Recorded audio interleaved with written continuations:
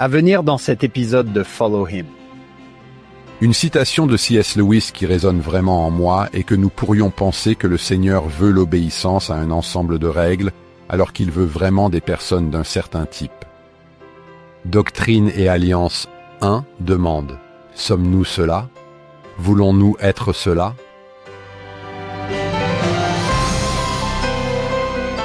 Bonjour mes amis, bienvenue dans un nouvel épisode de Follow Him. Je m'appelle Hank Smith et je suis votre animateur. Et je suis ici avec mon co-animateur, John, d'ailleurs, le seul vrai et vivant co-animateur sur toute la surface de la Terre, avec lequel moi, Hank Smith, je suis très satisfait.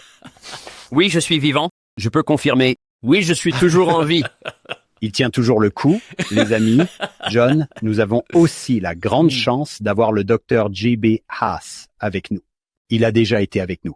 Et c'est un bon ami et un enseignant incroyable. Bienvenue, J.B. Merci, je suis heureux d'être ici avec vous deux. Nous allons beaucoup nous amuser. Je vous demande à vous deux, nous commençons cette année l'étude de la doctrine, des alliances et de l'histoire de l'Église. En regardant vers l'avenir, et pour nos auditeurs, qu'espérez-vous qu'il se passe? John, commençons avec toi. En regardant ces révélations et en entendant la voix du Seigneur, qui était-ce, Hank, qui a parlé de l'édition à lettres rouges de la Bible, et comment, si vous aviez une édition à encre rouge de la doctrine et des alliances, tout serait en rouge. Vous savez presque tout. Ouais. JB, qu'en penses-tu? Mon esprit est allé presque au même endroit que celui de John. J'aime ce sentiment, comme l'a dit frère Maxwell, de la franchise tonitruante du Sinaï. Vous savez que nous entendons la voix du Seigneur tout au long de ces sections. J'aime cette phrase de l'intro de la doctrine et alliance, disant que ce sont de vraies personnes en vraies situations, recevant de vraies réponses à leurs prières. Ce processus concret d'observer la révélation se produire est présent tout au long de la doctrine et des alliances. Cela compte pour nous qui cherchons des révélations dans nos vies. Oui, magnifique. Et en parlant de révélation, une chose que j'adore, c'est que nous avons l'avantage de vivre bien après ces révélations. Et vous pouvez voir le Seigneur poser les choses petit à petit pour le peuple et pour le reste des saints. Et nous le voyons et nous pensons, oh, je sais ce qui va arriver. Il commence même à mentionner Sion. Oh, la cause de Sion, le peuple de Sion. Et toi et moi pensons, oh, je sais en quoi ça va finalement se transformer. Mais c'est amusant de regarder ça et de se dire, waouh, ils ne savaient pas. Comme le Seigneur leur donne un petit morceau à la fois. John et JB, notre leçon d'aujourd'hui, s'intitule Harper OE, les gens, et nous n'aurons qu'une section de la doctrine et des alliances. Doctrine et alliances, section 1. Je vais lire dans le manuel Viens et suis-moi. Et ensuite, JB. Passons les rênes à toi. John et moi sommes impatients de voir où cela nous mène. Voici comment ça commence. Novembre 1831. L'Église rétablie de Jésus-Christ n'avait qu'1 an et demi. Bien qu'elle soit en croissance, c'était encore un groupe de croyants peu connus, vivant dans des villes relativement petites, dirigés par un prophète dans la vingtaine. Mais Dieu considérait ses croyants comme ses serviteurs et ses messagers, et il voulait que les révélations qu'il leur avait données soient publiées dans le monde entier. La section 1 de la doctrine et alliance est la préface du Seigneur, ou l'introduction à ces révélations. Cela montre que, même si le nombre de membres de l'Église était petit, il n'y avait rien de petit dans le message que Dieu voulait que ses saints partagent. C'est une voie d'avertissement pour tous les habitants de la terre, leur enseignant à se repentir et à établir l'alliance éternelle de Dieu. Les serviteurs portant ce message sont les faibles et les simples. C'est nous trois aujourd'hui. Ouais, mais les serviteurs humbles sont exactement ce que Dieu demande. Alors, et maintenant, pour sortir son Église de l'obscurité et des ténèbres. Quel début! Alors, JB, avec ça, comment veux-tu aborder la doctrine et alliance 1? Comment veux-tu nous introduire la doctrine et alliance? Parce que c'est notre toute première leçon dans le texte. Oh, fantastique. J'adore cette introduction pour le manuel Viens et suis-moi. Quel texte bien écrit et bien structuré, et je pense très captivant, qui nous attire, qui nous accroche. La doctrine et alliance 1 est un excellent point de départ, non seulement parce que c'est la préface, mais parce que je pense qu'elle accomplit certaines choses pour l'ensemble de la doctrine et des alliances. C'est un endroit où le contexte historique donne vraiment vie à cette section, donc je pense qu'il vaut la peine de parler de ce qui se passe et de l'histoire historique derrière cette section. L'autre chose que j'aime à propos de la doctrine et alliance 1, et que je pense qu'il serait intéressant de discuter, c'est comment elle prépare, comment elle cadre le reste du livre. Les thèmes qui nous aideront à réfléchir à la doctrine et aux alliances tout au long de notre étude. La doctrine et Alliance 1 nous rappelle encore et encore combien nous sommes chanceux d'avoir des prophètes, que c'est le modèle du Seigneur, que le Seigneur agit à travers des serviteurs, et quel miracle c'est d'avoir cela. Ce sont des choses que je lis dans la doctrine et Alliance 1. Ouais, la restauration fait irruption sur la scène dans cette section. N'est-ce pas, JB? Ce n'est pas « faisons ça en douceur », c'est énorme. Ouais, bien dit. Tu sais ce que j'aime dans cette introduction que tu as lue? C'est tellement bien. C'est une poignée de personnes dans une poignée de villes avec un prophète de 20 ans. Mais tu lis cette section et elle est assez grande pour aujourd'hui pour 17 millions. Tu le lis et tu te dis, waouh, ça a marché pour eux. Ça marche pour nous maintenant? Ouais. Gene JB. Presque comme une bénédiction patriarcale où tu te dis « Je suis une personne très petite. Je suis généralement assez jeune. » Quelqu'un reçoit une bénédiction patriarcale. Et voici ces grandes prophéties, ces grandes promesses. Tu penses presque qu'il y a quelque chose de plus grand en jeu ici que juste ce petit groupe.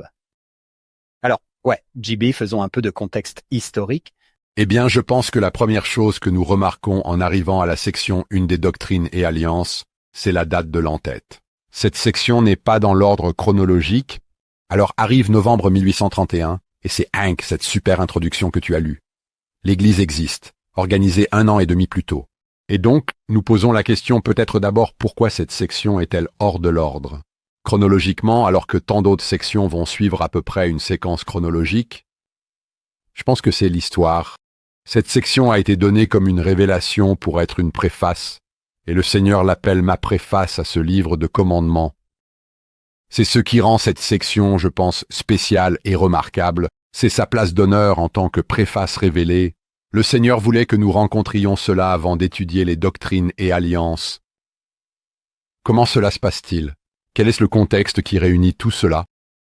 Joseph Smith met des révélations sur papier depuis quelques années maintenant, en commençant probablement par ce que nous avons comme doctrine et alliance. 3 semble être la première qu'il a dictée ou écrite ou mise sur papier. Et donc nous avons maintenant une collection d'environ 60 révélations qui ont été mises par écrit. Une conférence qui a lieu à Hiram, Ohio, les 1er et 2 novembre 1831. Donc, Joseph et Emma vivent depuis quelques mois avec John et Elsa John à Hiram, Ohio. Tout le monde devrait prévoir de visiter la ferme John à Hiram, Ohio. Si vous faites un voyage sur l'histoire de l'Église, c'est l'un des sites historiques de l'Église très remarquable. Cette maison est tout simplement remarquable. La conférence se réunit là-bas. 10 anciens se réunissent. En haut de leur agenda, en priorité sur leur agenda, est-ce que les révélations doivent être imprimées? Vous pouvez réfléchir à pourquoi cette question tourmente probablement leurs esprits. Ces révélations sont destinées au monde. Le message est si puissant, mais ils n'ont que des copies manuscrites. Et peut-être que vous pouvez obtenir une copie si vous passez par quelqu'un qui en a une, ou si vous êtes autour de Joseph Smith et que vous écrivez quelque chose à la main.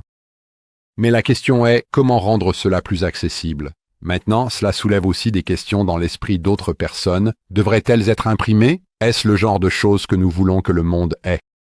Nous met-il dans une position précaire avec des affirmations audacieuses de la restauration, révélations prêtes à être imprimées? Sont-elles dans le format que nous serons heureux de montrer au monde? Donc toutes ces questions sont dans les esprits. Une chose que je pense aussi, c'est qu'il y avait des ennemis de l'Église qui faisaient des affirmations sur les révélations, sur ce qu'elles contenaient, et surtout des affirmations contre le caractère de Joseph Smith, et les choses que les révélations demandaient aux gens de faire qui n'étaient tout simplement pas vraies, ou qui n'apparaissent pas dans les révélations. Donc, peut-être que publier pourrait disculper le prophète et montrer que les rumeurs étaient fausses. Donc toutes ces choses sont dans le mélange. Lors de la conférence, ils votent pour imprimer 10 000 exemplaires des révélations. Cela va tellement bien avec ce que je pense que John a dit à propos de cela que c'est assez grand pour le monde. Je veux dire, c'est le double du tirage initial du livre de Mormon, le tirage initial du livre de Mormon. Et vous pensez juste à ce que cela dit sur les membres de l'Église à l'époque, combien ils sont peu nombreux, mais à quoi ils pensent. En regardant vers l'avenir, nous allons imprimer 10 000 exemplaires de ces révélations. Ils ont grande vision. Voilà, ouais. Ils sentent vraiment que c'est destiné au monde, et donc dans cette conférence, et peut-être que c'est aussi utile d'y penser, la doctrine et alliance 1, elle se situe chronologiquement avec quelques autres révélations de la doctrine et des alliances. Donc doctrine et alliance 67, le conversation sur le moment où les anciens s'inquiètent et ont peut-être des préoccupations concernant le langage. Et les révélations sont-elles suffisamment peaufinées? Doctrine et Alliance, 68. Grande instruction sur tout ce que vous dites par la puissance de l'Esprit et l'Esprit du Seigneur, la volonté du Seigneur, et c'est l'Écriture. Cela sort de la même conférence. Puis un témoignage que les anciens signent, affirmant, un peu comme le témoignage des 3 témoins, et les 8 témoins affirmant, mettant leur témoignage sur papier, qu'ils signent la divinité de ces révélations, soit lors de cette conférence, soit le jour suivant, ce que nous connaissons maintenant comme la Doctrine et Alliance, 133, qui était destinée à être une annexe aux révélations. Donc nous avons cette avalanche de révélations lors de cette conférence, et la décision d'imprimer 10 000 exemplaires. Et donc la question se pose, et cela semble être le récit que nous avons, qui, je pense, donne le meilleur compte-rendu, c'est celui de William McLellan. Il se souvient de cela plusieurs décennies plus tard, mais il semble que cela corresponde à toutes les preuves circonstancielles que nous avons, à savoir que certains des anciens écrivaient une préface. Ils voulaient introduire ce livre. Ensuite, William McLellan dit que les autres ont examiné les morceaux et ont demandé à Joseph Smith s'il pouvait chercher la révélation du Seigneur pour une préface. Ensuite, William McLellan donne cette excellente description, où Joseph se tient près de la fenêtre et dicte lentement, phrase par phrase. Alors que Sidney Rigdon écrit cela, c'est le récit de l'origine de la préface. Et qui est William McLellan, JB? Pour ceux d'entre nous qui sont assez nouveaux. C'est génial aussi parce que William McLellan est nouveau sur la scène et on peut sentir son enthousiasme. Il est un nouveau converti, un instituteur qui rencontre des missionnaires et tellement ravi qu'il vient à Hiram, Ohio, pour rencontrer Joseph Smith. Et aussi dans le même laps de temps, il vient de recevoir une révélation dictée pour lui. Ce que nous avons maintenant, c'est la doctrine qui arrive. C'est assez sec. Il fait partie de cette conférence, un nouveau converti qui va devenir l'un des 12 apôtres originaux, mais ressentant l'excitation de tout cela. Et il joue un rôle dans tout ça, parce qu'il était aussi, selon les récits, celui qui a tenté de dupliquer une révélation ou d'écrire une révélation. Quand d'autres le critiquaient, ce que nous avons dans le Doctrine et Alliance à 67 ans fait partie de cette expérience et prête sa voix de témoignage aux révélations et à leur divinité. Penses-tu, JB, que le Seigneur a dit « Oui, vas-y, essaie, écris certainement la préface ». Et cela vous aidera à apprécier ce que vous allez obtenir. Ouais, j'aime cette interprétation. Je pense que parfois nous voyons cela comme un signe de rébellion, ou peut-être même un signe de cynisme. Mais je pense qu'une façon de le lire est William McLellan, se sentant obéissant à cette instruction et pensant que c'est peut-être une façon d'affirmer le témoignage pour tous les autres impliqués. J'aime cette interprétation qui dit que, en passant par ce processus et en réalisant à quel point cet effort est futile, ou à quel point il est difficile, que cela s'est avéré être une marque importante de témoignage ou de confirmation, peut-être une façon de le dire, une autre preuve. Pour ceux qui ont participé et renforcé leur volonté d'affirmer que ces révélations sont spéciales, il y a quelque chose de différent à leur sujet. Je me demande si c'est aussi Néphi. Nous sommes entrés, avons essayé d'obtenir les plaques à notre manière, et le Seigneur a dit « D'accord, essayons, ma manière, voyons ce qui se passe ». J'adore cette histoire de fond dans la section 67. Si je peux passer au Nouveau Testament un instant. Vous connaissez tous l'histoire de Matthieu 14 où Jésus marche sur l'eau et il le voit. Et Pierre dit, « Seigneur, si c'est toi, ordonne-moi de venir à toi sur l'eau. » Et il le fait. Et puis, quand il a vu le vent violent, il a commencé à couler. Et j'adore le commentaire de frère Holland à propos de tant que ses yeux étaient fixés sur Jésus, ça allait. Il venait vers le Christ. C'est seulement quand il a détourné les yeux du Sauveur, et vous allez à la section 67, et j'adore ça. D'accord, vos yeux ont été fixés sur Joseph, et vous avez connu son langage, et vous avez connu ses imperfections. Cela aussi, vous l'avez connu. Mais regardez les révélations. Il n'y a aucune imperfection en elles. Et puis c'est ça, laissez-moi écrire la préface, et c'est « Wow ». Ce message que vos yeux ne sont pas au bon endroit, qu'est-ce que tu regardes? Qui dans le monde aurait pu écrire ça? Vous lisez la section 1 et vous vous demandez simplement qui pourrait parler au nom de Dieu de cette manière, parce que ce n'est la voix de personne d'autre que celle du Seigneur. Pour le lire comme tu l'as dit, JB, eh bien je vais essayer. Et puis vous lisez, Joseph se tient près de la fenêtre, comme l'a dit William McLellan, et reçoit cela, et c'est comme, wow. Écoutez l'autorité. Ça parle ici dans la section 1. Pour moi, c'est un message vraiment génial que vos yeux n'étaient pas au bon endroit. Maintenant, regardez-moi et c'est parti. J'adore ça. Connexion avec Matthieu 14, John. C'est vraiment puissant. Je pense que c'est quelque chose que nous voyons répétitivement. Nous devrons peut-être affronter. En pensant à regarder vers l'avenir avec la doctrine et les alliances, c'est, à bien des égards, le moment de Hiram Page, le moment d'Oliver Cowdery. Dans Doctrine et Alliance 28, nous avons ces situations où il y a d'autres prétendants à la révélation, ou des personnes qui prétendent avoir reçu des révélations, alors qu'ils apprennent en dehors de leurs responsabilités. Et ce que j'aime, c'est encore et encore. La réponse qui revient est qu'il y a quelque chose de différent dans les révélations qui viennent à travers les gens comme Joseph Smith. Et ils le sentent. Ainsi, Hiram Page renonce à la pierre de voyant. Oliver Cowdery accepte de parler à Hiram Page et de régler cela et de désavouer ses révélations. Il y avait juste quelque chose de différent qu'il pouvait percevoir. J'adore ces moments répétés que nous allons voir dans l'histoire de la doctrine et alliance. John, je suis sûr que c'est quelque chose que nous allons aborder encore et encore. Mais Joseph Smith, en novembre 31, a 25 ans. Dans notre monde, c'est un gamin. J'ai des étudiants à BYU qui ont 25 ans. JB, comment est Joseph Smith à 25 ans?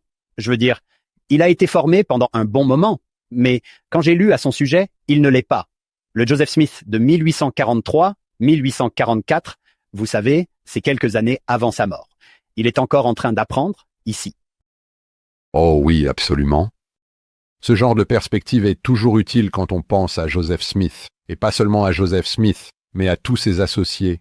Je veux dire, nous parlons d'un groupe de jeunes qui dirigent ce travail et qui y sont engagés. Je pense qu'il vaut aussi la peine de dire qu'il a déjà affronté des choses assez difficiles. Il a déjà fait face à des tragédies familiales, la perte d'enfants.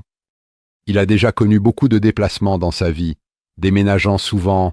Il a également déjà commencé à s'engager dans de très grands projets, comme la construction de Sion au Missouri. Et donc, nous avons maintenant en quelque sorte 2 centres d'église.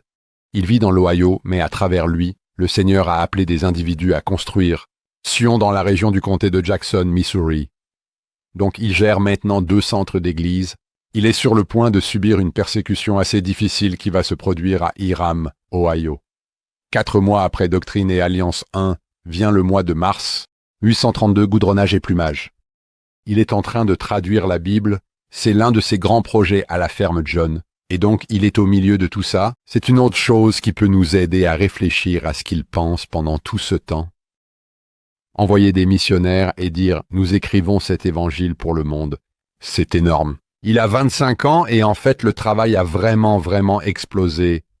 Pour moi, se souvenir de cela le rend vivant d'une manière où l'on se demande « Comment est-ce possible ?» Possible. Je repense à mes 20 ans et je me dis je n'avais aucune idée de ce que je faisais. Et pourtant, le voilà utilisé comme cet instrument. Ouais, assis là et se disant, disons 10 000 exemplaires. Wow, attends, quoi? Qui pensons-nous être? Qui Dieu sait-il que nous sommes? Qui Joseph sait-il que nous sommes? Et qu'est-ce qui arrive pour imprimer 10 000 exemplaires? Peu de gens dans quelques villes avec un prophète d'une 20aine d'années, eh bien, faisons 10 000 exemplaires. C'est ça? JB, l'appelle-t-il la doctrine et les alliances? Bonne question. Non, la première édition de ce livre va s'appeler le livre des commandements. Voici une sorte de réplique, donc petite, de poche. L'idée était qu'il soit plus transportable, facilement porté par les anciens lors de leur voyage. Maintenant, JB, tu es soit André le Géant, soit c'est un très petit livre. Peux-tu le montrer à nouveau? Est-ce plus petit que ton téléphone?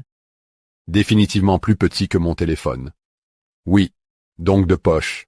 Je suis tellement content que tu aies mentionné ça, Hank, parce que je pense qu'on ne devrait pas passer trop vite sur ce titre. C'est l'idée qu'il va s'appeler le livre des commandements. Et nous voyons cela dans la section 1, verset 6, ma préface, sous le livre de mes commandements. Et je pense que ça en vaut la peine. Je m'arrête là-dessus parce que ce mot nous donne un aperçu de la façon dont les premiers saints percevaient ces révélations. Pour moi, l'une des grandes histoires qui clarifie cela est quelque chose que Joseph Knight se souvenait d'une interaction qu'il a eue avec Martin Harris. Donc Joseph Knight se souvient de cela, c'est en mars 1830. Le livre de Mormon vient tout juste de sortir de presse. Joseph Knight observe Martin Harris en train de discuter avec Joseph Smith. Martin Harris transporte des livres de Mormon imprimés et il est paniqué. Il a dit « personne ne va les acheter. Il y a un boycott intentionnel. Les gens vont simplement rejeter ça, et Martin, bien sûr, il a un gros enjeu dans cette affaire. Sa ferme est en jeu, et il est paniqué. Et il dit à Joseph Smith, « Personne ne va acheter ces livres. » Nous sommes dans le pétrin, et puis il dit cette phrase formidable, et je pense qu'avec le langage d'aujourd'hui, nous dirions « Je dois avoir une révélation, je dois avoir de l'inspiration. » Mais il dit « Je dois avoir un commandement. » J'ai besoin d'un commandement, et ce qu'il voulait dire, c'est que j'ai besoin d'une révélation. Joseph Knight relie cela à la section 19. Ce que Joseph Smith a dit, c'est « Prêtez attention à ce que vous avez déjà, la révélation que vous avez déjà reçue, la section 19. » Mais j'adore ce Martin Harris. Dans ce moment de besoin, il dit « J'ai besoin d'un commandement. Je dois avoir un commandement. » C'est son mot pour une révélation du Seigneur. On voit cela partout dans les premiers doctrines et alliances et le langage des premiers saints. C'est qu'ils considèrent cela comme des commandements. J'aime me poser cette question. Comment aborderais-je ce livre différemment si je pense en termes de commandements? Ces révélations sont des commandements. Le Seigneur veut que nous fassions quelque chose. Ce sont des messages d'action. J'adore ça. Titre. Il est important de noter qu'un autre équivalent pour le mot révélation dans ces sections pourrait être commandement. Presque entendre le Seigneur dire « J'ai de grandes choses en tête. Suivez-moi là-dessus. » Ouais. J'adore cette perspective, JB. Ce n'est pas. Voici un livre de bons conseils, à prendre ou à laisser. C'est un livre de commandement. Quel est le premier mot, Hank? Écoutez, ce n'est pas juste écouter ça, écoutez-le et obéissez-y. Ça arrive. J'aime aussi l'attitude de Martin Harris, et je me dis, oh là là, comment pourrais-je en avoir plus? Que je veux un commandement? Je dois avoir un commandement. Je veux des directives. C'est comme, es-tu sûr? C'est ça. Vous allez obtenir plus que ce que vous aviez prévu. J'ai besoin d'entendre. J'ai besoin de quelque chose à croire. Laisse-moi tenir le papier. En réponse à cette conférence et à cette décision d'imprimer 10 000 exemplaires, John Whitmer et Oliver Cowdery prennent des copies manuscrites des révélations que John Whitmer avait principalement copiées fidèlement dans un livre manuscrit.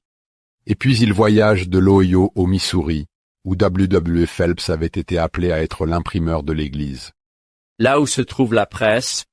Exactement. Oh, d'accord. C'est notre dernière étape pour passer des copies manuscrites des révélations aux copies imprimées et qu'ils vont transporter les copies manuscrites des révélations au Missouri pour W. Phelps pour les imprimer. Ces 10 000 exemplaires qu'ils décident d'imprimer doivent être imprimés à plus de 1000 miles de distance, dans le comté de Jackson. Maintenant, JB, c'est une grande question à poser. Mais si je suis nouveau dans l'Église, nouveau dans l'histoire de l'Église, qui est au Missouri? Pourquoi le Missouri?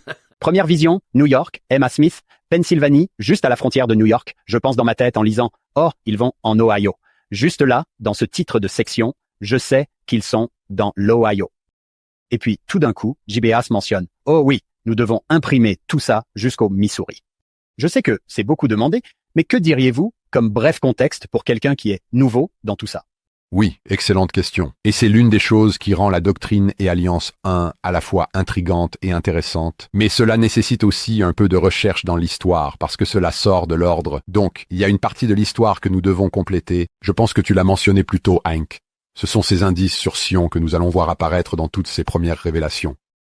En arrivant à la section 28, puis à travers les sections du début des années 30 de la doctrine et Alliance, le Seigneur appelle un groupe de missionnaires à voyager de New York à ce que nous connaissons maintenant comme l'État du Missouri, à la limite de ce qui était le territoire indien dans les années 1830 aux États-Unis. Et donc ce groupe de missionnaires, dirigé par Oliver Cowdery, je vais aussi inclure Parley P., Pratt, Peter Whitmer Jr., Ziba Peterson. Ils vont parcourir cette très longue distance jusqu'à la frontière des Lamanites. Ils s'arrêtent dans la région de Kirtland, Ohio. C'est là que Parley P. Pratt avait vécu. Il avait des connaissances profondes là-bas. Il rencontre Sidney Rigdon et les adeptes de Sidney Rigdon. En l'espace de quelques semaines, plusieurs centaines de personnes ont rejoint l'Église et sont baptisées. Les missionnaires qui se dirigent vers le Missouri continuent leur chemin. Ils finissent par arriver à Independence, dans le comté de Jackson, Missouri. Sidney Rigdon, qui avait rejoint l'Église dans l'Ohio, va rencontrer Joseph Smith, et puis Joseph Smith reçoit une révélation pour que les saints de New York se rassemblent dans l'Ohio. C'est pourquoi ils ont déménagé dans la région de Kirtland. Puis, à l'été 1831, Joseph Smith fait un voyage à Independence, Missouri, et plusieurs autres sont appelés à vivre là-bas. Edward Partridge, W. Phelps est l'imprimeur, et la révélation est que c'est Sion, l'emplacement de Sion.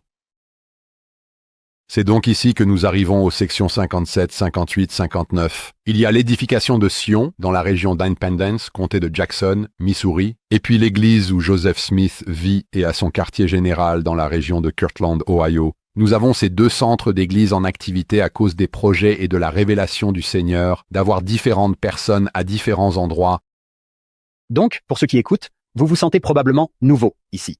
Ne soyez pas frustrés si vous êtes un peu confus. Ce dont JB vient de parler, cela va se concrétiser.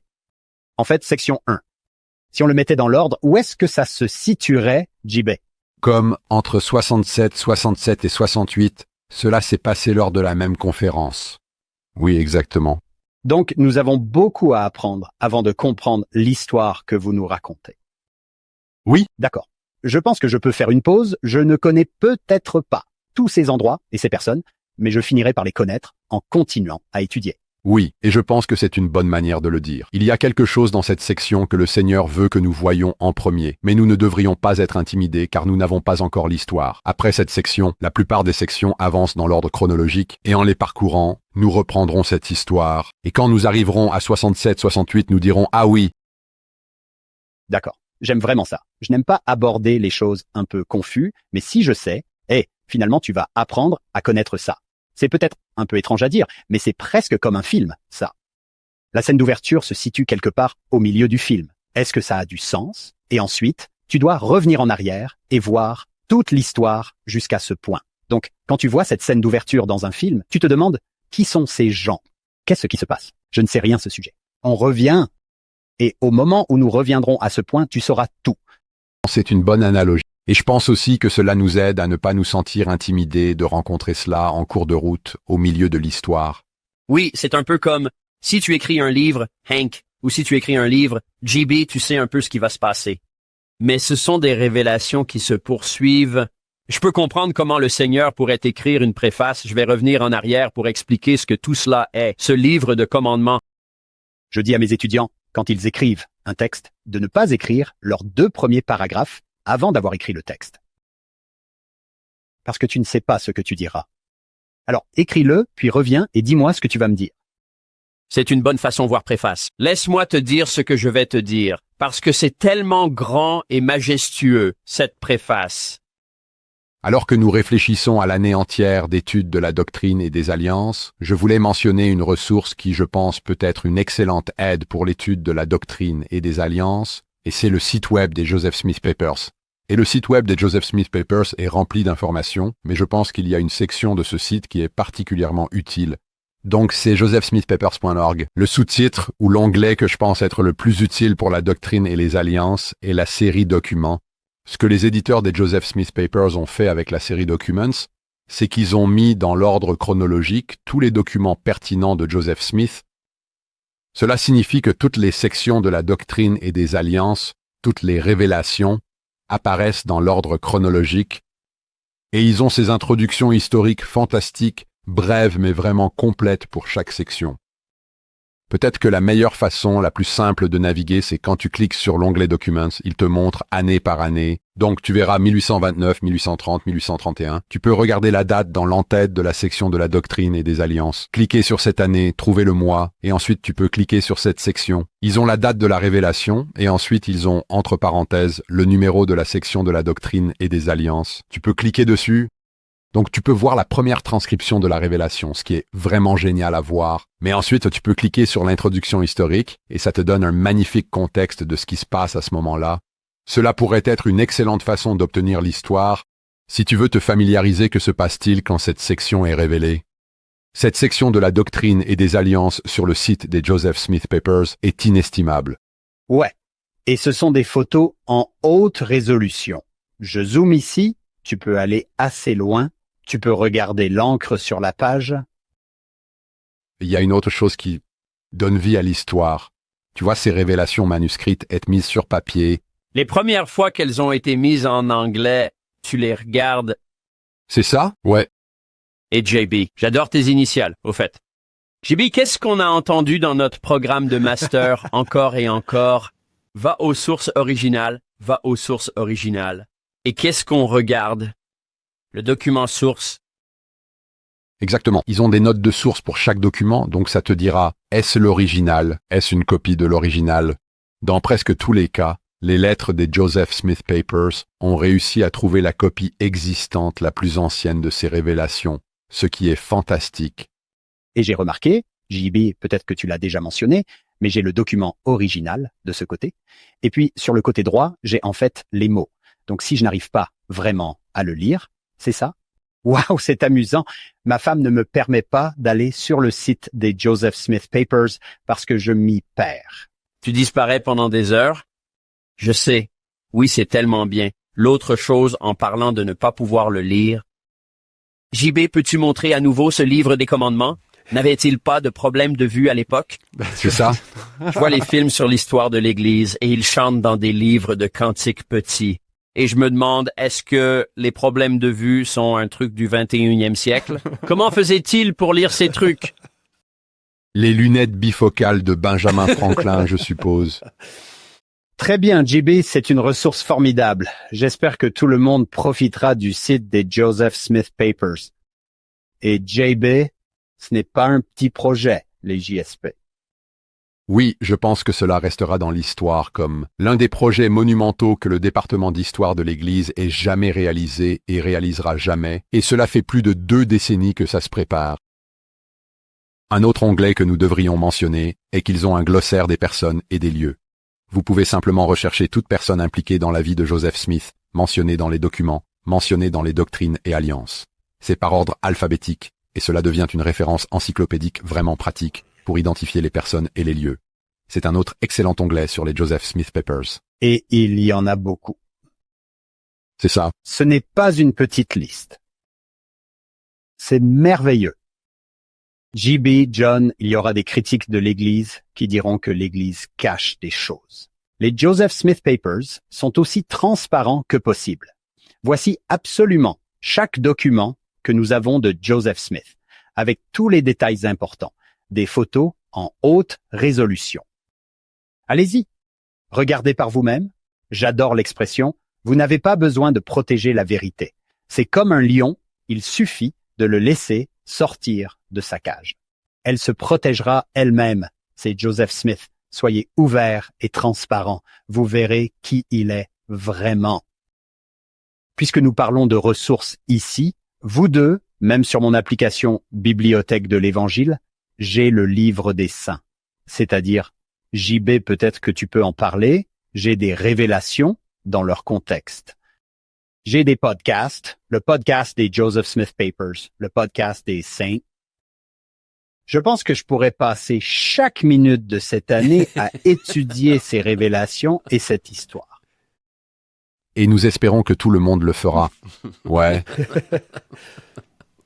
JB, parle-nous des Saints. Ouais, Saints est incontournable. Beaucoup d'auditeurs l'ont probablement déjà rencontré. C'est une toute nouvelle histoire officielle de l'Église en 4 volumes. Ce sont toutes les choses que vous vous attendriez à trouver dans une histoire de l'Église. Il partage ces merveilleuses caractéristiques dont tu as parlé dans les Joseph Smith Papers, Hank. C'est ouvert, transparent, traitant de tout dans l'histoire de l'Église, mais d'une manière tellement captivante. Le style narratif s'est vraiment écrit de cette manière, sous forme de récit, en se concentrant sur les personnages et les moments importants de l'histoire de l'Église. C'est un vrai page-turner. L'autre chose géniale, c'est qu'ils l'ont en format livre audio, donc vous pouvez l'écouter. C'est une excellente façon de découvrir l'histoire derrière la doctrine et alliance. Et le volume 1 de Saints couvre les années du ministère de Joseph Smith. Essentiellement, les volumes 2, 3 et 4 vont jusqu'à nos jours. Les notes de bas de page des saints vous emmènent dans tant d'endroits, et donc, c'est un excellent point de départ. Et puis, quel que soit le sujet que vous souhaitez approfondir, vous pouvez le trouver dans les notes de bas de page. L'appareil derrière Saints est vraiment utile. Ce genre d'appareil de recherche. Et je dirais juste à tous nos auditeurs, c'est un sacrifice. Quand on a commencé, John, viens, suis-moi, je me suis dit, ok, tu sais, je peux consacrer un peu de temps à venir me suivre, je peux consacrer quelques minutes chaque soir, mais si vous voulez vraiment terminer cette année avec quelque chose de spécial à la fin, vous devez prendre un peu de temps pour le faire. Il y a certaines choses que vous pourriez devoir mettre de côté. Vous pourriez devoir mettre de côté la radio parlée. Vous pourriez devoir mettre de côté un peu de sport. Pas beaucoup, mais un peu de sport. Quoi que vous puissiez dire, je vais faire de ma voiture mon moment de bien, suis-moi. Je vais faire. Ma buanderie, un peu de temps pour bien, suis-moi, mes promenades, mes courses. J'ai un ami, Ray Eakins, qui écoute notre podcast et d'autres œuvres orientées vers l'évangile quand il fait du snowboard. Nous avons les outils ici, mais j'espère que tout le monde qui écoute pensera, vous savez quoi? Je vais consacrer du temps à vraiment comprendre l'Église et à en venir à aimer ces gens. Et je pense que nous pourrions investir un peu de temps. J'aime ça, John. Et sur l'investissement, John, nous n'avons pas encore demandé à JB. Encore à propos de son parcours. Vous pouvez obtenir une biographie complète de JB sur notre site web ou venir sur nos pages Instagram, Facebook. Vous pouvez les obtenir. Mais JB, donnez-nous juste un bref aperçu de votre investissement dans l'histoire. Je ne peux jamais aller ailleurs sans mentionner ma ville natale. Et donc, j'essayais de penser à une façon d'intégrer cela. Hank, tu viens de m'offrir cette chance. J'ai grandi à Hooper, Utah, qui est cette belle communauté en bord de mer sur les rives du Grand Lac Salé, à l'ouest d'Ogden. Hooper s'appelait à l'origine Muskrat Springs à l'époque des pionniers, dans l'Utah. C'est là que je pense, vous savez, quand vous vivez dans un endroit et que vous découvrez que le nom de la ville était Muskrat Springs, tu te dis, je veux en savoir plus sur l'histoire. Ça devait être là que ça a commencé. Nous devrons dire ceci. Ceux d'entre vous qui sont sur YouTube, venez sur YouTube si vous êtes de Hooper et laissez un message à JB. Nous nous assurerons qu'ils les reçoivent tous. J'ai fait une veillée là-bas une fois et je pense que toutes les deux personnes me demandaient si je connaissais JB House.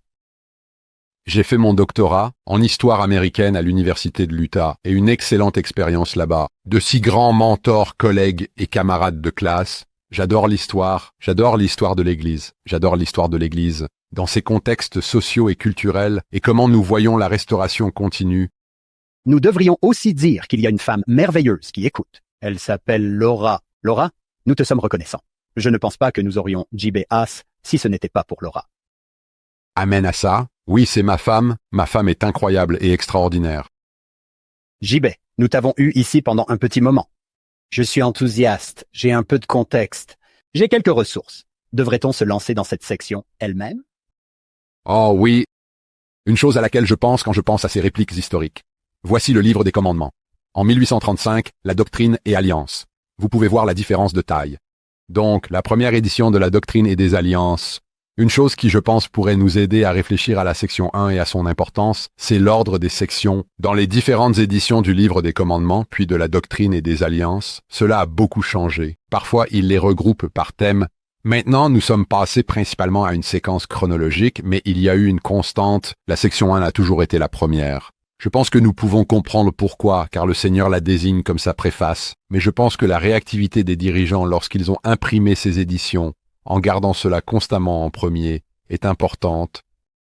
Cela nous pousse à nous demander qu'est-ce que le Seigneur veut que nous voyions avant de découvrir les révélations. Qu'est-ce qu'il veut que nous comprenions à propos de ce que nous allons lire? Alors, quels sont certains des thèmes que la section 1 expose et qui vont nous aider à nous guider à travers le reste des révélations? Je pense que c'est une manière vraiment productive d'aborder la section 1 et remarquer certaines choses. Une lentille presque. Voici votre lentille, vous allez voir ça. N'est-ce pas? L'un d'eux est ce que Steve Harper, l'un de nos grands collègues à BYU, a appelé la typologie des opposés. Je mentionnerai le livre de Steve Harper, Comprendre la doctrine et les alliances, qui est un commentaire de premier ordre. Il prend section par section et fournit un excellent contexte, des choses vraiment intéressantes à considérer. Dans ses réflexions sur la section 1, Steve note que la section 1 établit ce qu'il appelle une typologie des opposés. Et si vous pensez à cette section, nous rencontrons des choses comme Babylone et Sion, nous rencontrons des choses comme les justes et les rebelles.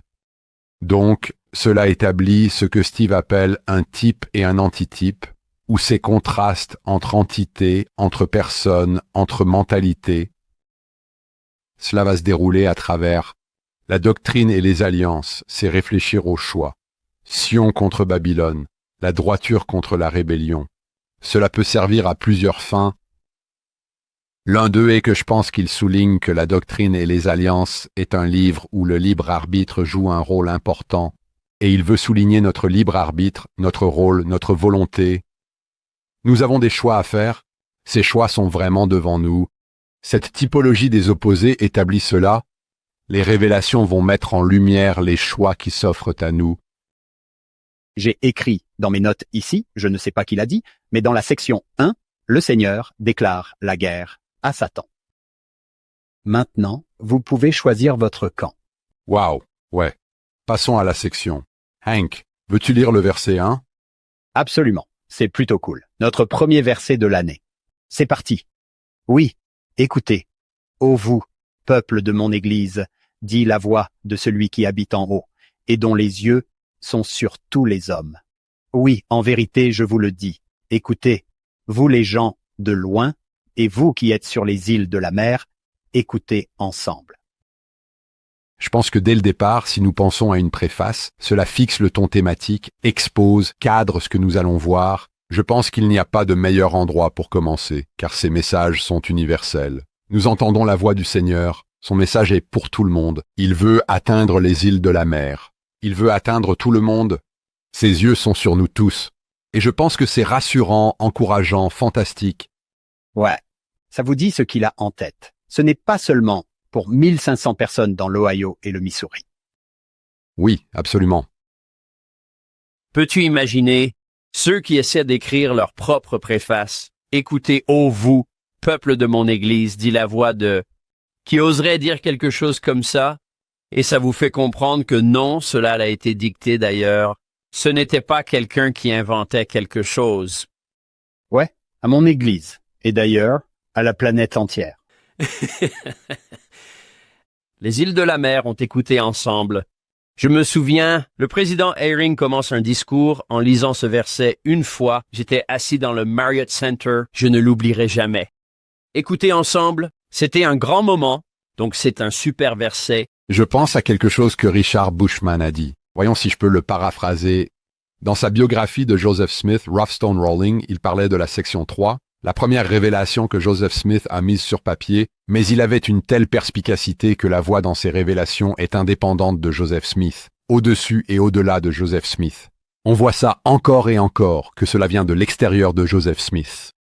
Et donc parfois, quand les révélations réprimandent Joseph Smith, il les inclut, parce qu'il ne fait qu'enregistrer ou dicter ou mettre des mots sur l'inspiration qui vient du ciel, et c'est indépendant et au-dessus de lui. Puis nous arrivons à ce verset 2, une phrase, cette fois-ci m'a vraiment frappé, peut-être d'une manière que je n'avais pas vraiment remarqué auparavant. Car en vérité, la voix du Seigneur est pour tous les hommes, et nul ne peut y échapper. Et il n'y a pas d'œil qui ne verra certainement, ni d'oreille qui n'entendra absolument. Et puis voici la phrase qui m'a frappé cette fois-ci, ni cœur qui ne sera pénétré. Il y avait quelque chose d'intime dans cette dernière phrase, quelque chose qui m'a touché un peu différemment, que les yeux ne voient pas, les oreilles n'entendent pas, mais que chaque cœur soit pénétré. Je pense que c'est à la fois une prise de conscience de l'endroit où les choses vont finir, donc c'est certainement une révélation apocalyptique, c'est une révélation qui parle des temps de la fin, ça parle de conclure des scènes, cela nous dirige vers l'aboutissement de l'œuvre du Seigneur.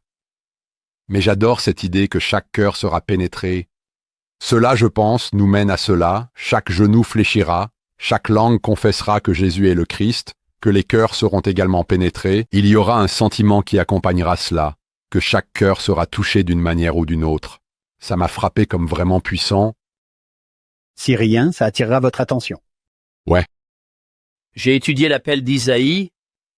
Allons dans l'Ancien Testament un instant.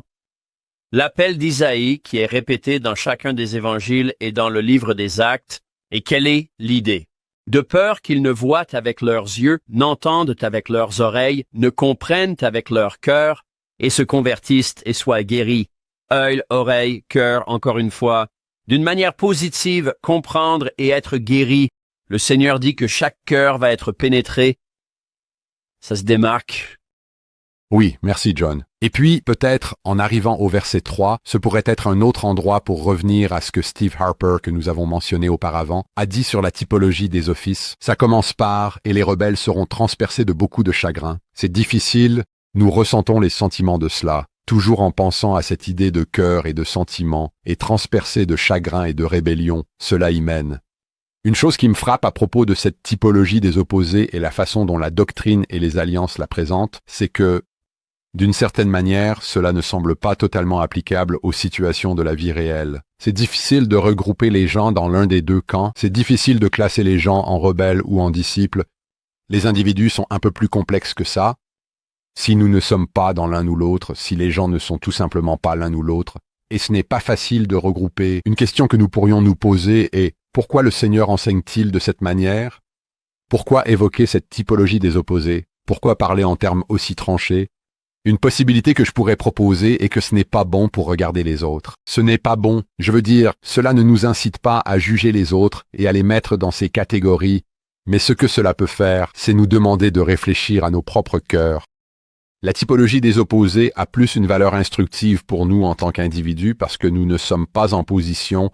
Ce n'est pas notre rôle de juger, de catégoriser autrui, mais nous pouvons examiner nos cœurs et dire, si je suis honnête, je peux affronter cette question: suis-je dans le camp des rebelles ou suis-je un disciple? Est-ce que j'écoute? Ne le suis-je pas? Suis-je en route vers Sion ou pas? Et peut-être que cet opposé, la valeur réside dans le fait de nous pousser à faire une introspection et à nous demander où en est mon cœur. Non pas que je classe les autres, mais peut-être devrais-je classer mes propres pensées, intentions, désirs, mon cœur. C'est génial. Cela me rappelle Matthieu 26, 22, le Seigneur est à l'œil. Vous lisez ceci et vous vous demandez, est-ce que ça me correspond ici? Suis-je rebelle ou y a-t-il certaines choses contre lesquelles je suis rebelle? Peut-être de petites choses, c'est génial. Si nous avançons, John, ce que tu viens de dire, ce verset 16, je pense qu'il y a un lien ici. J'aime vraiment cela en termes de se poser des questions. Une question que nous pourrions poser: à quoi ressemble l'obéissance dans les doctrines et alliances? 1. Nous réfléchissons à savoir si c'est un appel à l'action, si c'est un appel à faire quelque chose, et si le fait de présenter ces opposés nous donne un choix. À quoi ressemble l'obéissance? Voici le verset 16. Il ne cherche pas le Seigneur pour établir sa justice, mais chacun marche selon sa propre voie et selon l'image de son propre Dieu, dont l'image est à la ressemblance du monde, et dont la substance est celle d'une idole, qui vieillit et périra à Babylone, Babylone la grande, qui tombera. Cela soulève la question que, John, tu as posée: de quelle manière est-ce que je suis ma propre voie? Y a-t-il des idoles qui retiennent mon attention?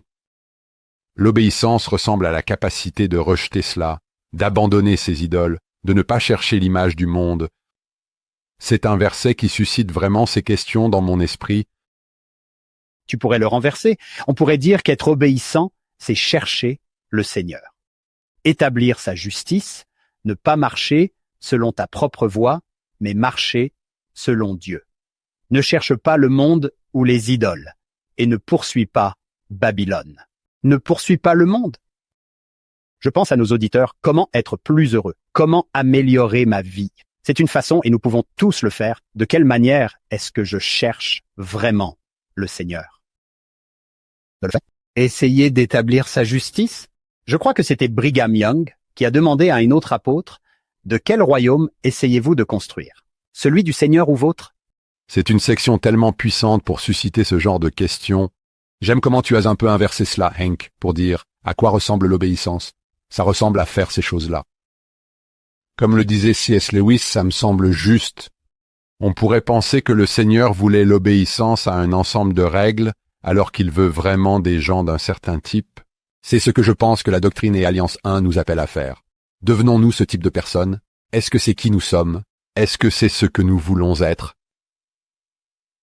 Un autre petit détail qui me trotte dans la tête, c'est qu'il y a un super site web que tout le monde devrait connaître, scripture.byu. Ça s'appelle l'index de citation des Écritures, et je suis sûr qu'il a été mentionné souvent dans votre émission. Steve Little et Richard Galbraith ont mis cela ensemble. Voir chaque citation d'un verset en conférence générale, la doctrine et alliance 1, et combien de fois les versets ont été cités. Le verset 16 est le numéro 3 sur la liste des versets les plus cités de la section 1. Il a été cité 55 fois. Donc je pense qu'il y a quelque chose qui fait que nos dirigeants d'église reviennent sans cesse à ce verset L'un des versets marquants de la section 1 est cette idée de marcher selon notre propre voie, en cherchant le Seigneur. Il y a quelque chose à réfléchir là-dessus. Peut-être si nous revenons en arrière de quelques versets.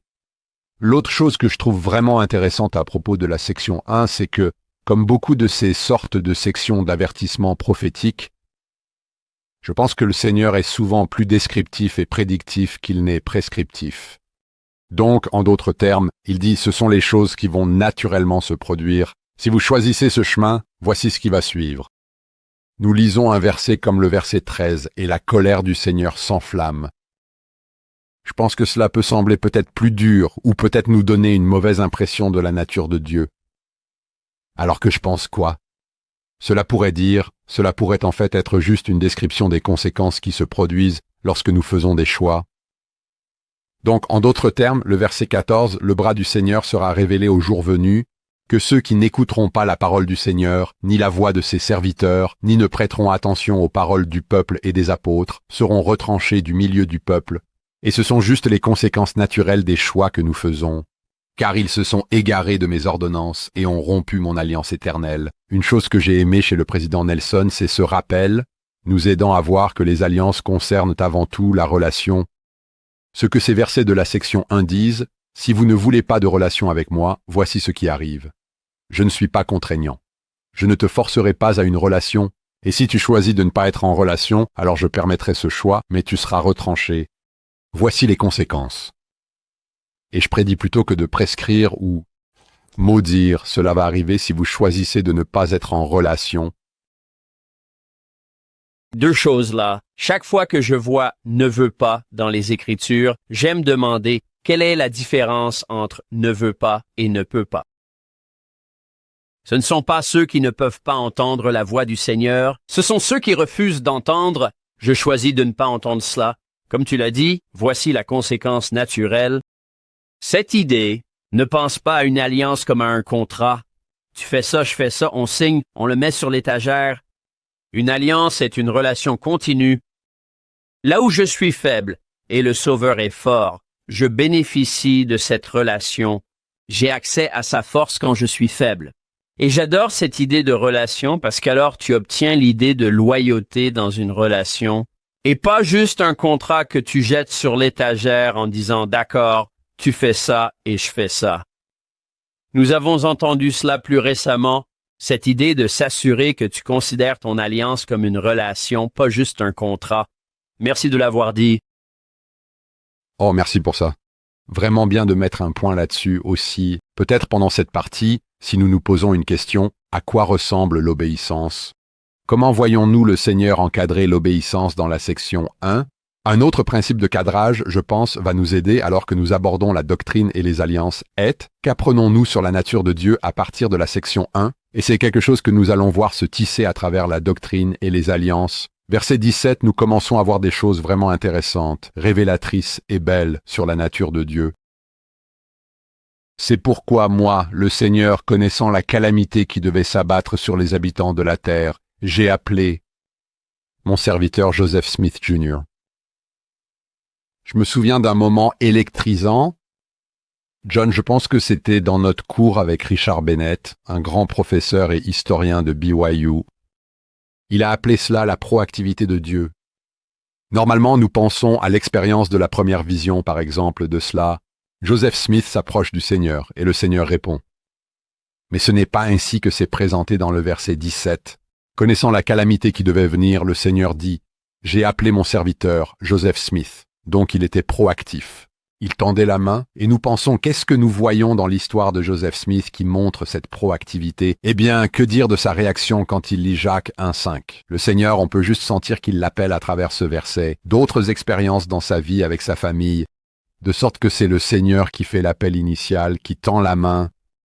J'adore cette indication que nous avons un Dieu proactif qui nous appelle, nous permet de répondre, mais c'est lui qui appelle. Il est proactif. Je pense souvent à la phrase de frère Kieron, « Il est à votre poursuite sans relâche ». Oh mec, tellement bien dit. Et j'aime aussi l'idée que le Seigneur voit les calamités et qu'il a prévu un moyen de surmonter toutes ces calamités. Et cela commence par appeler ses serviteurs. et puis les révélations qui viennent et toutes les choses qui vont en découler. Ensuite, nous avons juste cette grande litanie de résultats ce qui s'est passé parce que Joseph Smith a été appelé et ce qui va découler de la restauration.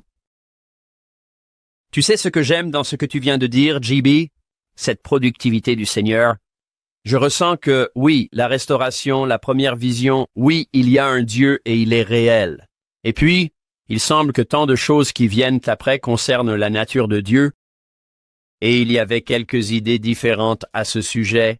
Tout cela nous dit, oh, c'est comme ça qu'il est. Il nous poursuit sans relâche. Il est proactif, sachant ce qui va arriver. J'ai appelé mon serviteur, Joseph Smith. Nous apprenons des choses merveilleuses sur sa nature à mesure que ce livre de commandements, de doctrines, de alliances se déploie. Bien dit, bien dit. Je pense que cela nous a juste donné un excellent aperçu de ces choses. Et le genre de choses qui peuvent nous donner confiance et nous insuffler de l'espoir. Et puis ça parle de nous au verset 19, les choses faibles du monde. Mon fils a reçu des haltères. Je sais que je suis certainement l'une des choses vraiment faibles du monde.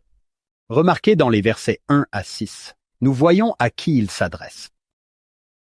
Ensuite, de 7 à 10, de quoi il parle exactement? Peut-être. Et maintenant, nous passons au pourquoi. Pourquoi nous faisons cela? Je sais ce qui va se passer. J'ai appelé Joseph Smith. Voici ce qui peut vous arriver si vous écoutez, si vous faites attention. Voici toutes les bonnes choses qui peuvent arriver dans votre vie. Est-ce une façon correcte de le résumer? Je pense que c'est un très bon résumé. Oui. Soulignant cela, il y a cette idée que le Seigneur appelle des serviteurs. Si vous êtes un lecteur honnête de la Bible, nous devons simplement affronter cela. C'est ainsi que le Seigneur agit. Son modèle est d'appeler des prophètes, d'appeler ses serviteurs, puis de parler au monde. À qui il s'adresse, quoi et pourquoi. C'est une belle façon de se séparer la section. Je veux vous aider. Je veux vous sauver. Oui. J'ai numéroté ces 10 promesses, commençant au verset 19 et se terminant au verset 28. Les choses faibles du monde se manifesteront et abattront les puissants et les forts. 2. Que l'homme ne devrait pas conseiller son prochain, ni se fier au bras du Seigneur. 3. Que chaque homme puisse parler au nom de Dieu, le Seigneur, même le Sauveur du monde. 4. Que la foi puisse augmenter sur la terre. C'est plutôt amusant de voir cela, cette liste proactive de Dieu. Voici ce que je veux, voici ce qui est possible.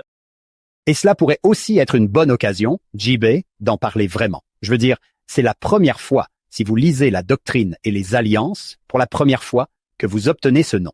J'ai appelé Joseph Smith Jr.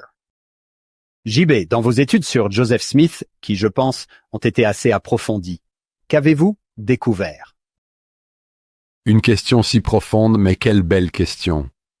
Je suis vraiment tellement impressionné par le courage de Joseph Smith en répondant absolument aux révélations. Son sentiment de sa propre faiblesse, de son humanité, mais la confiance incroyable qu'il tirait du fait de savoir qu'il était en mission pour le Seigneur. En effet, ils lui ont donné une intrépidité qui, en toute honnêteté, était remarquable. M'impressionne toujours. Et je suis également impressionné que, comme nous allons le voir dans cette année de doctrine et alliance dans l'histoire de l'Église, lorsque les choses étaient difficiles, ils ont affronté des défis horribles. Cela, au lieu de freiner son enthousiasme, ou au lieu de le faire reculer, l'a poussé à penser plus grand. Il était enhardi, et il était toujours prêt à répondre aux commandements du Seigneur pour entreprendre plus de projets, pour élargir sa pensée. Il était indomptable. Grande citation de George A. Smith. Et celui qui nous transmet cela.